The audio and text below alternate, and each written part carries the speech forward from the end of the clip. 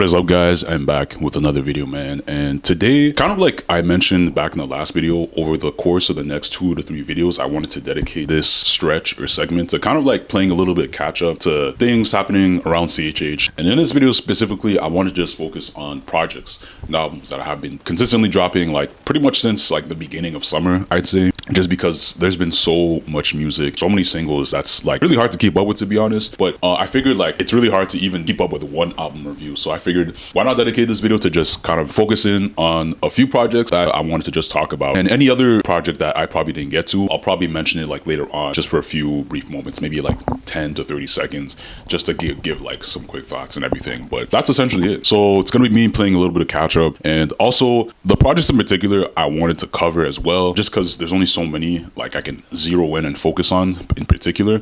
I wanted to talk about the projects who I want to say, or the people I want to say it seems like they haven't dropped music in quite some time now. I want to say in the 4 to 5 year span. You know, Nobigdyl's The People We Became. The last time he dropped an album was probably in like 2019. If you don't, account for like Indie Tribe, if you don't account for anything else. The last time he dropped a solo album by himself was like 2019, man. So it's been about like 5 years in the making. And then Gawvi, I believe technically like the last time he dropped the project was probably 3 to 4 years ago. I don't know if people count like because I think he dropped like a Spanish album in between. I don't know if a lot of people count that because most people, they're not Spanish speaking. But for Gawvi, it's like the last English speaking project he dropped was like back in 2020, right? So that's been 4 years. And then Parris, man, I mean like 2045. I mean, I know he dropped like a small EP pack like 2 years ago, I believe. But in terms of like a full length on project, now that hasn't been seen since 2020, right? So that's like 4 years out. So in particular, I wanted to focus on those 4 guys and just talk about their projects and everything like that in this video. And what I'll do, since I can't just dedicate a whole entire video to like each single person, because you only have so much time, right? I wanted to dedicate 5 minutes to each person, allocate that time, and just talk about like what I thought of their projects. And any other project that comes to mind, I'll probably talk about it either halfway through or towards the end of this video, and maybe give like a quick 30 seconds on like what I thought. All right, man, so Nobigdyl is The People We Became. 5 years in the making. Five long years is crazy. Feels like Nobigdyl pulled a Kendrick a little bit on this one, because like Kendrick rarely drops music.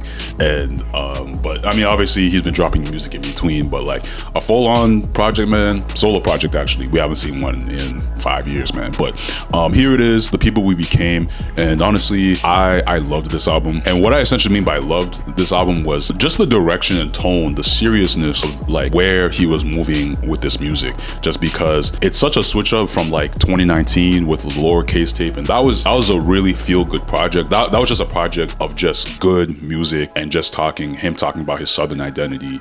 And I think it was the first time it platformed him as an independent artist, and just him being able to fully talk about that stuff. And we really got to know like the baseline of like Nobigdyl's like identity on a full solo project. But now moving on, it's like we're here. It's like a completely different direction where Nobigdyl just fully breaks down everything he's learned within the last 5 years. That's like a big thing of mine when it comes to covering these guys' projects. It's and reviewing it. It's like, what have you learned? Like what was the lesson learned? Like after you did all the homework and you figured things out, what was gained from this? What was learned? How did you move on? And with Nobigdyl, it seems with him, it was just a lot of internal work with just childhood traumas or just like losing friends, and how do you get around those obstacles as a Christian, right? How do you get around those obstacles as a Christian artist and everything like that? And to me, like that's what the album is. It's like a blueprint and documentation of what he went through, how he dealt with it, and how he moved on. You get a good sense of that on Amagu Interlude with just like the hook, which is I think like Christian music or music's that Christian use, kind of just setting aside the regular norms of what we see in Christian music and really like taking a stop to just look at everything around us in the world and speaking on social issues. Art of War and especially Didn't Cry, just talking, I believe, about like the loss of his friend and just how to deal with that, right? The losses he took, he talked about how hard it was and how it wasn't easy to like lament those things, and that he blazed, he smoked weed, he dealt with these shortfalls with other things, I guess, like vices, like other things, right? Just because normally, when we fall short, you want to go to the Word of God, but obviously when the devil's there and there's temptation, that stuff's pretty hard. And as humans, we can turn to other things, which that's a big thing I liked about this project, is that I think a lot of people oftentimes conflate Christian artists to being near almost like Jesus or like a pastor head or whatever it is. But the reality is that they're just like all of us, right? They're not perfect. And just like how we deal with our own issues, the music and the art there, it's to show like what Nobigdyl is basically showing us is like the things we ourselves will go through and the shortcomings he had with those things, and how did he deal with those things, you know what I mean? Like he gave out like the blueprint of how to problem solve and get around a lot of these obstacles and issues, you know, such as with Pain on My Mind, just talking about sexual purity and just like the struggles going on that were deep rooted as a kid, getting home after school and like running, going crazy on Pornhub, and like a lot of these different things, right, that anybody can struggle with. And like he went beyond when it came to just the vulnerability, going as far as like things he did at his own church and everything like that. And all of these explained experiences, these are obviously very painful to like summarize and just like push out there, right? But again, it goes back to like, this is like a blueprint essentially for anybody. And also on Odin, which I guess like this is like, I want to say the turning point of the album. This is my favorite part of the project, was just him talking about being 10 years in as a Christian artist and the doubts and the struggles of wondering if he can continue to make a living fully on doing this, right? Just because how do you deal with trying to make a living off making music when you have to deal with people on the secular and mainstream end who want you to sell your values away for a particular style or sound or something that's more appeasing to them? Or how do you deal with people on just in the mainstream Christian circles, like the CCMs and everything like that, who really want more vibes and kind of just want something more hype or fire or whatever else they want to say? How do you deal with that when you want to be intentional and you want to be serious about speaking up on real concerning issues and doing it all while keeping yourself afloat financially? And I want to say like, I guess like a step-by-step, like a blueprint for artists that are where he was at 10 years ago, right? I want to say this album was not only like a lesson for people who are walking this walk and are struggling, but for smaller independent artists like him, this is like, I want to say this is like a letter to them as well, just because of the things he had to go through, right? As young as Nobigdyl is, I mean, like he is 10 years in, right? So it has been quite a while since he's been making music. But overall though, 31 minutes for an album, even though it was quite small for what I would like for it to be as an album, I want to say like the direction and intent very much so made this a complete album. Like people can string songs together and call it an album, but if the vision and concepts aren't there and they're not intentional, then it's really hard to rate music projects like that. But Nobigdyl, to me, you could tell he was very intentional with just every track, every song, and the story he wanted to tell. And more than anything, especially in a time when music or the volume of like the album is decreasing just because people, I don't know, music's just like brain dead to a lot of people, I guess, with just TikTok and all this like brain rotting and all that stuff. I want to say like this album checked off the box of making a memorable project. This is a project where if someone were to listen to this, they're gonna come back to this. It's gonna grow on them because of how memorable it was. It wasn't just the vibes, it wasn't just there for good music, but this was something that's gonna attach to somebody and stick with them. And Nobigdyl pretty much fulfilled, I guess, that goal, that task, that target. And Loved, which is the last song on the project, I mean, to me, it didn't make sense as a single at first. I mean, you could tell he was going in a different direction when he was leading on to this first project.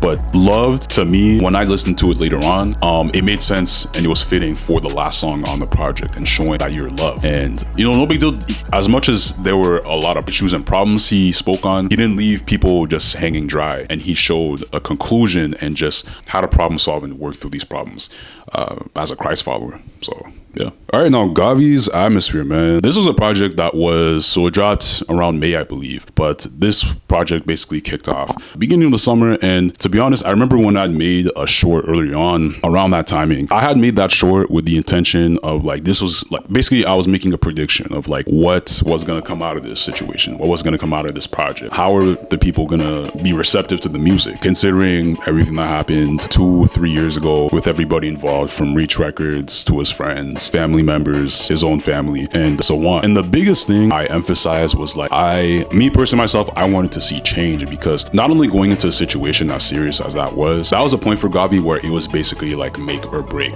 because especially in the Christian music industry, people want to really resonate with what you're saying. And to be honest, it's not really just the Christian music industry, but in general in music, people want to really resonate with what you're saying. And coming out of a situation like that, Christian or not, the number one thing that mattered the most wasn't the production or good music or anything like that, but it's like, are the people feeling and hearing, like, are they truly hearing what you're saying? And are you effectively communicating that to the people? Into the Atmosphere was like a great lead single into like the project to like, you know, promote it. It was a strong start for him to promote the project and definitely gave me good high hopes how he was about to approach the project, right? Now, Homesick, while it is one of my favorite songs from like the production standpoint, cadence and everything like that, my only thing is like the messaging, the subliminal shots he threw. It was kind of like with him trying to start off strong and coming back, he started off throwing just subliminals at people, and it was kind of like I left the song trying to figure out like who is he talking about, just because it's almost as if he made it seem like the situation at hand that happened was not as black and white as people may think. But it was kind of like, considering like the optics and just the damage overall that was done around the whole situation, it kind of made me think like if it was even like I wasn't sure if I would have let off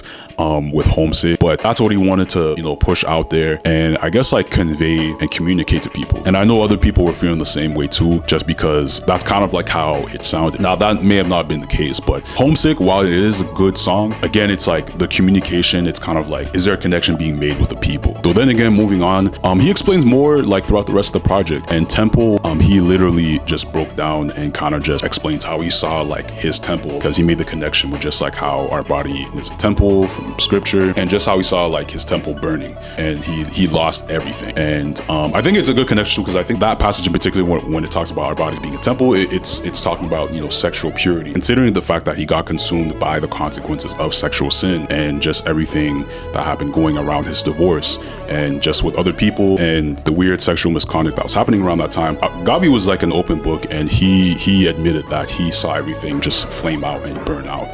And he suffered for that. That very well was communicated through the album. And by that point of the album, it was kind of like that much I understood. And then stacking on top of that, Tough Intermission, it was him just trying to figure out how he was gonna go back out in the public eye, just because I think at one point he talks about how he's contemplating different options of like, maybe I should tell people I should went to a rehab or a conference or whatever it is, right? What will put me back in the good graces of the public without people thinking that I'm trying to fake this or make this out to be like a publicity stunt or anything like that? What can I do to show people that I'm truly trying to be sincere? Because those were the things going through his mind at the time, right? Just because how do I recover from that? And to me, the transparency with that, that's really all you could ask for, just because once someone is remorseful, like how do you piece things together? And I loved the switching with the piano halfway through or towards the end. To me, Tough Intermissions, it's one of my favorite songs on the project, and it just stayed consistent with like the concerns people had going into listening to the project, with just like communicating his life story to the people. Overall though, for the rollout, like I said, the biggest thing, it's like the music is always going to be there. Gawvi is always going to be one of the best producers, like I want to say top 3 best producers like in Christian hip hop. But the music, like the production, the music was always there. But the goal and target for this album for me was just the communication. Was the music real hitting? Was it very real to the people? You know, did he accomplish that goal? Now, me personally, when it came to the rollout of the project, obviously, personally, I didn't like Bitter Pill. I probably would have switched it out for Temple, just because I think that was the content and substance of that song was a lot harder hitting, and I definitely would have led on with that probably over Bitter Pill. But to be honest, I mean, outside of that, you could tell Gawvi, this was like Gawvi's first time really having fun making music in such a long time and finding himself again. And that's what also mattered as well. It wasn't as much as it was like communicating and connecting with the people, it was also finding himself again and finding, I guess, like that passion for making music. And you could tell like the process and work through with just like what he came out with in that situation over the last 2-3 years was just the fact that his fire was dimmed out and he suffered for it, but he came back and God recovered him and kind of just like elevated him in different areas, such as like finding that love for making music again and getting back to like that groove and kind of just like the roots in Southern Florida, Miami, and kind of just like that sound he has. Now, considering all of that, where does Gawvi go from here, right? Just because I think my predictions were that Atmosphere was gonna round everything up together and kind of just like tie everything up perfectly, but I would say that's really the case. I think there's still some work to be done to still kind of just like rebuild himself, at least music-wise, right? And whether it's regaining those listeners or just finding new listeners, I think there's work to be done. Because like I said at the beginning, while yes, the project was great and connections were being made, the beginning was still a little off, just because it's kind of like I left that project wondering like who did he take shots at. So I think either way, moving on, It was a good album of music he's made over the last few years, but for sure the number one thing I think is for him is just really going to be to continually push music out there, get back out in the public. And honestly, I think these things, I mean, it's not like this project was going to encapsulate everything all together and he was going to just go back to just where he was at. I think it's really ultimately going to happen in God's timing and just where he wants him to go. And, you know, that's going to take time. That's going to take time. And, you know, will he get there? I think he can. It'll just take time, probably single by single for the time being, since he already dropped the project. But yeah. All right. And lastly, Take You to Paris by Chariz.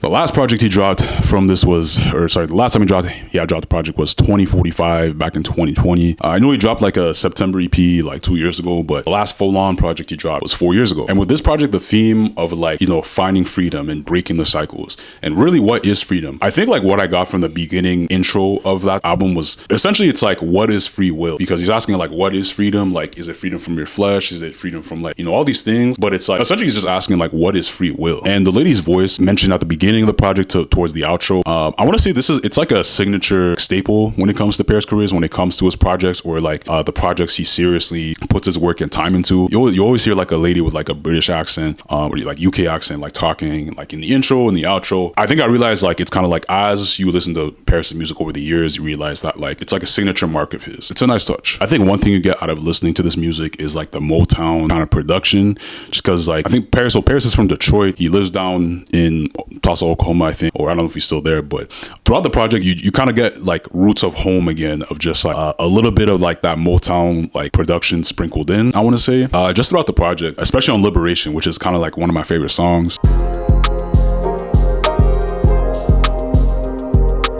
I want to say the transition from Nothing's Free to Let It Breathe, not like the end and beginning cuts of those songs, but like both songs fully, I kind of found like I want to say like my happy place with that album, just because it kind of went from just like kind of like sad to like more hopeful as like you progress through the project. But I noted those two songs in particular because I felt like it was kind of like the sweet spot of the project, I find. And then as you're progressing along, as you get over Liberation, when you go towards like the latter end of the project, Dirty Floors, I kind of wish he didn't lead that as a single. I wouldn't even lie, like that. So that for sure is like, I would say it's the best to second best song on the project, but I kind of wish he kept that and saved that in store for the album, and maybe just like maybe he undersold with like another song on the project as the single, or just like maybe he just threw in another random single that can do good. But I don't know, Dirty Floors, that song is too good, man. It's clean, and just like with everything with what it talks about, I loved it. And like one thing I'll cap off with Parris' review is the fact that I came across like a Reddit post which talked about like people's thoughts on the project,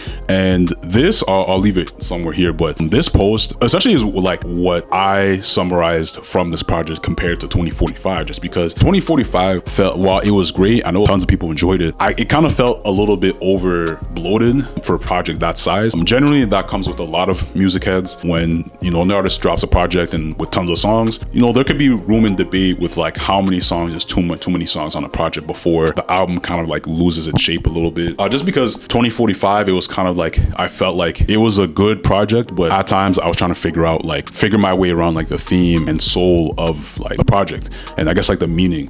But this post right here like just talks about how like I guess like some songs felt like they were kind of like mixed in, or could have been like maybe taken out. But that's kind of like how I felt with 2045. But compared to Take You to Paris, this was very concise. This was way more forward and direct. But I mean, I'm the type of person who was kind of like generally like that. I like projects that are more forward and more straightforward and direct. But yeah, overall though, with Parris' project and these other albums, I want to say, well, Parris' project, like I still feel like I'm scratching the surface with just getting to know the project more. But I want to say out of all three, I'd say I love Parris' project the most. Now to cap off, I'll probably throw in a few other projects I've been listening to, and what my thoughts are on them, and kind of just like what comes to mind to wrap up this video. So I'll probably give like a good 10 to 20 seconds of kind of like what I thought about these projects, maybe in a few words. Ty Brazzle's Titanium, I know that recently came out, and that project, I want to say, shorter length project. It was cool. I really loved the Icy freestyle. I would say it was pretty smart for him to lead off with that single. My only thing is like, I felt like it felt too early for like, I felt like the short time he had to promote the project, I felt like it was kind of like, as soon as he dropped the Icy freestyle, it was kind of like, you know, he just told us projects around the corner. I was kind of lit, and I was kind of like, you know, confused a little bit, but I loved Icy freestyle for sure. And the rest of the project, I would say it was cool. I would have loved more time for him to kind of maybe just like explain the project out more on the promotion.